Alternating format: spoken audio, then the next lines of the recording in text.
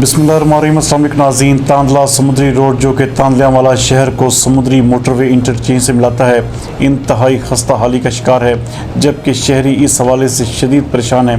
हमारे नुमाइंदा खसूसी वकार हुसैन के मुताबिक इस रोड की हालत इंतहाई मखदूश है और जगह जगह पर गड्ढे पड़ चुके हैं, जिसकी वजह से बहुत से हादसात भी रूनमा हो रहे हैं। लेकिन अवामी नुमाइंदों और महकमा हाईवे के कानों पर अभी तक जूं तक नहीं रेंगी। अवामुन्नास का इस रोड पर सफ़र करना इंतहाई दुश्वार हो चुका है। मिनटों का सफ़र लोग घंटों में तय करने पर मजबूर हैं। समुद्री मोटरवे इंटरचेंज तक लोगों की रसाई नामुमकिन हो चुकी है।